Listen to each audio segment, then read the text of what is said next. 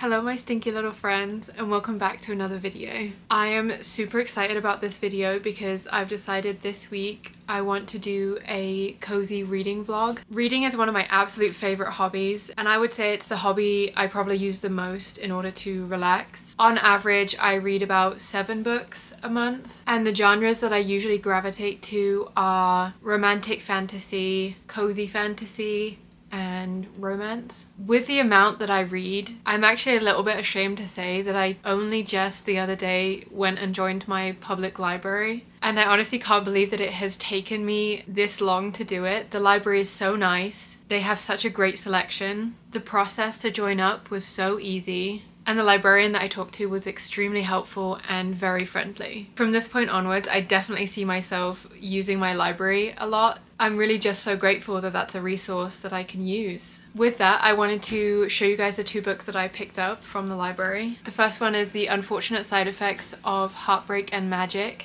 by Brienne Randall. This one I've heard a lot of mixed reviews about. It was marketed very heavily on social media, and it was marketed as a Gilmore Girls with magic. So I believe it's a urban cozy fantasy with topics such as grief and heartbreak and found family. I'm excited to read this. I always love to read a controversial book just to see how I feel about it. The other book that I picked up is The Muse of Maiden Lane by Mimi Matthews. This one really just seems like a good old-fashioned period drama romance. And one of the tropes that I know that it has is marriage of convenience, which I do enjoy. So I'm excited to read this one. But while I was there yapping to the librarian, she told me that they have a romance book club that meets up in real life once a month to discuss romance books. And their book for this month is Swordcrossed by Freya Marske. And honestly, before she told me that this is the book that they're reading for this month, I had never heard of it before.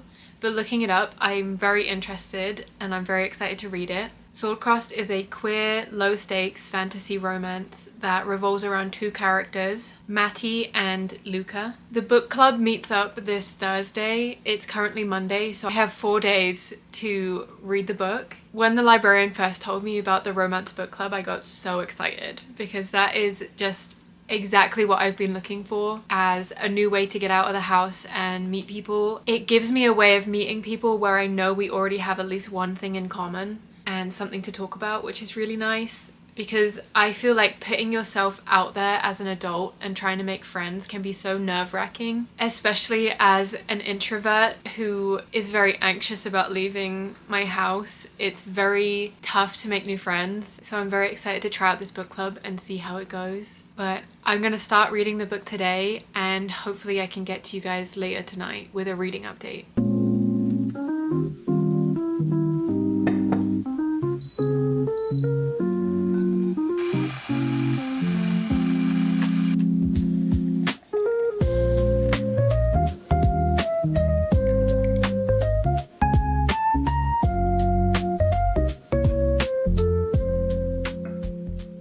I have been absolutely rubbish at vlogging the last couple days. It's now Wednesday. I started this vlog on Monday. Honestly, we had family come to visit and I just got so busy and I forgot about vlogging, but I'm back now. I've read about 20% of the book and I feel like I can finally give a better idea of what the book is actually about. So the first main character that we meet is Matty, and Matty is the heir to a fabric empire. He is in charge of running the entire thing, which due to a lot of unlucky incidents and mishaps is currently failing, and they are on the verge of going bankrupt. His entire family, who is used to a life of luxury and nice things, expensive things, is relying on him to fix the issue because he has always been the problem solver and the person who gets things done. So as a ploy, in order to get more money and come back from bankruptcy, Matty is marrying Sophia, and Sophia comes from a family with a lot of money but no title. So Matty's family has the title, Sophia's family has the money. It's purely a marriage of business. It's a business transaction, and it's also convenient for both families. Up until this point, I'm following. I'm good. I got it. It's very simple, straightforward, easy to understand. This is kind of where the plot gets a bit more complicated, and I couldn't quite figure out what was going on when I first read it. In this world, when people are getting married, it is common at the wedding for someone to challenge the groom for the bride's hand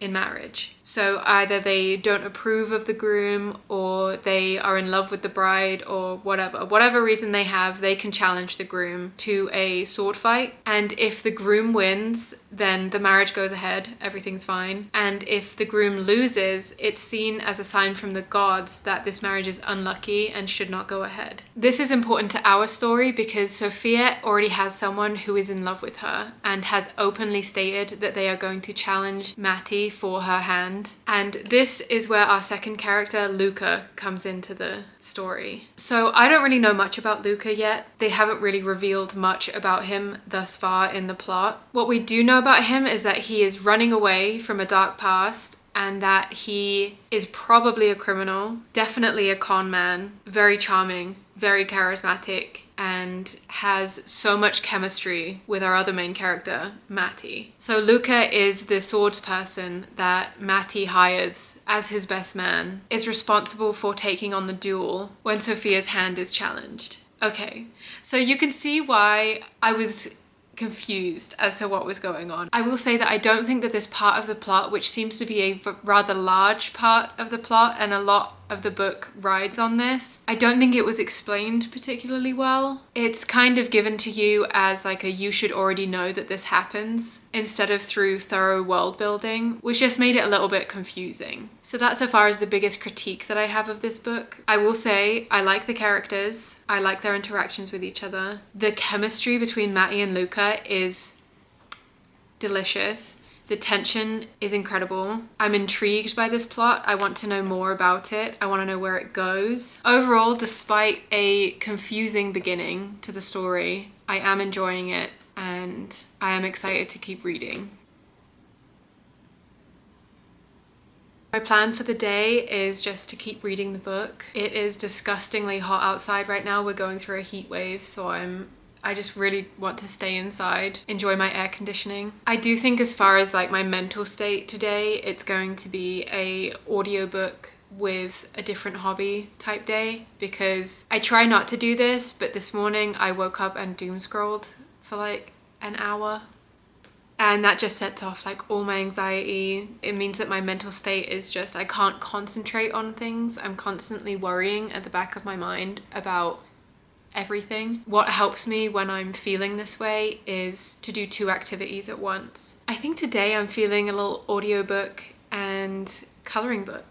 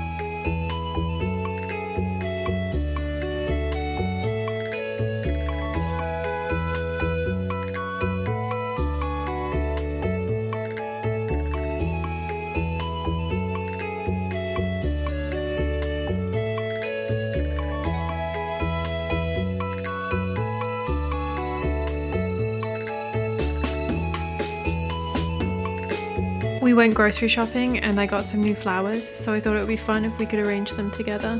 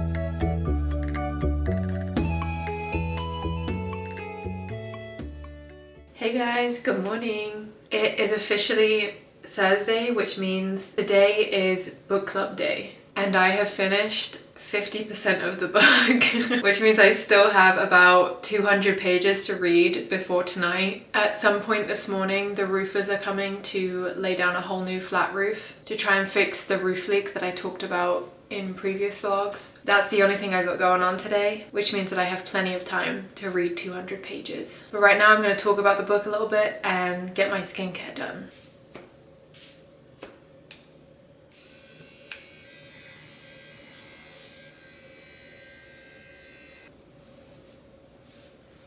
I remember talking about the Bioma Milky Toner that I was using previously and saying how I really wanted to use this bubble one. Well, I've been using it. I've been using it for 2 weeks now. I hate to say it. I think I like the Bioma one more. So this one is super thick.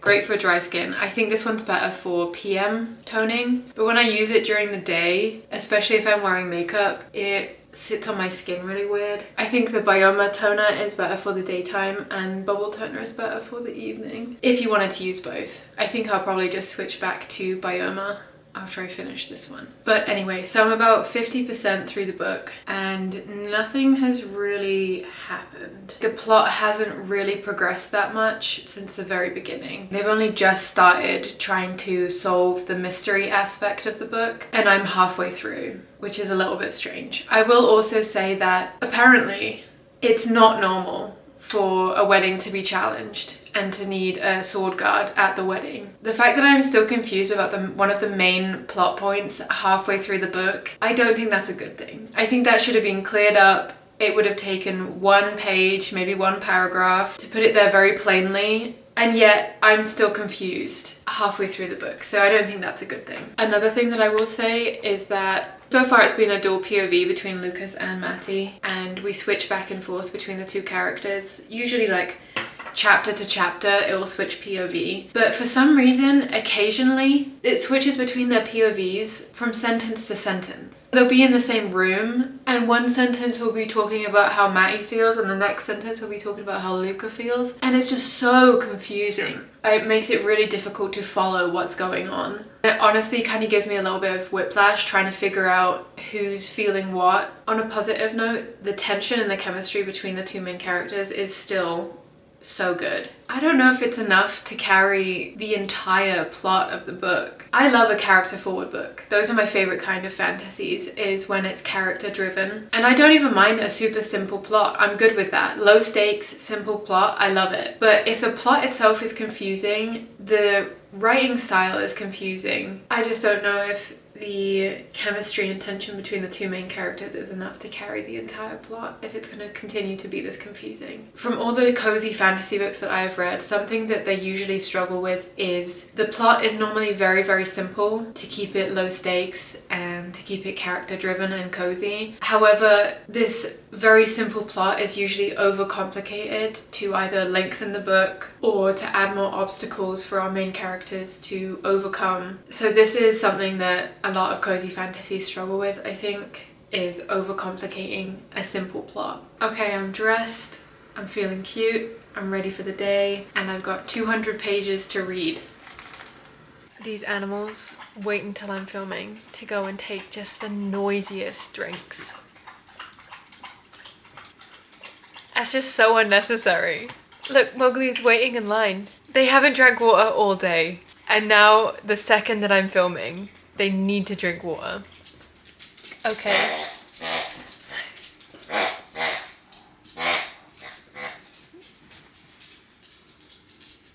What? What do you want? Okay. It is lunchtime. I'm gonna take a break from reading and make myself an adult Lunchable.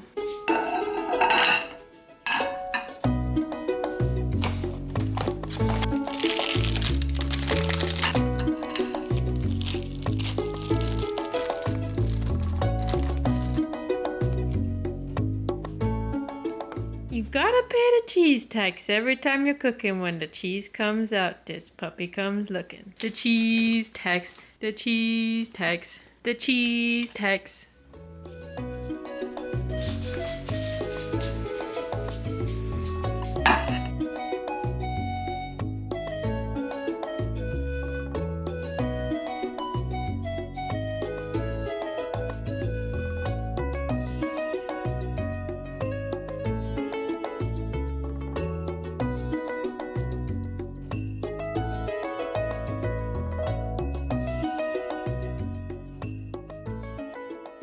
Okay guys, I have good news and I have bad news. The bad news is my book club was friggin' cancelled. It was cancelled! So no book club. We'll have to wait until next month for our real life book club meeting.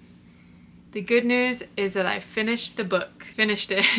I actually finished it just now at 8 p.m. so I wouldn't have finished it in time for book club regardless. This book really brought it around in the second half. The plot was way more intriguing, way less confusing, and the spicy scenes were hot and steamy, hot dog weenie. And I felt genuinely invested in the character's story. And we got to know our side characters a lot more in the second half of the story too, and they really added a nice found family element to it. This book is one of the first times that I've actually enjoyed a miscommunication trope. Usually the miscommunication trope really just like grinds my gears because I'm just like, talk to each other. Just talk to each other. Just talk it out. I think the reason why it worked in this book is because Luca was just straight up lying about everything. There was no miscommunication to be had because he was just a liar. Another thing that I will add is that Matty's family has a lot to answer for. This man was working himself to death before Luca came along and saved him. It reminds me a lot of Feyre's family in A Court of Thorns and Roses, where they send her out to risk her life and they literally never help her with any of it and are actually kind of mean to her when it doesn't get done. And then at the end of the book we're all just supposed to be cool and chill with them and forgive them.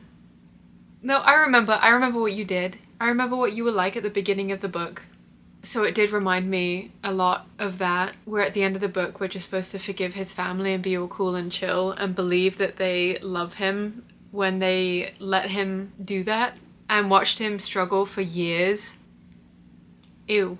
No thank you. But I can get past it and my sweet boy Matty is in a better place now. So overall, the beginning was confusing. The second half was a lot better. I think it was a very entertaining read. It was definitely low stakes, very cozy, very romantic. My camera is about to die. Okay, I have one more thing to show you guys before my camera dies, and that is my new Jellycat. Look at him! Look at him! He's so cute!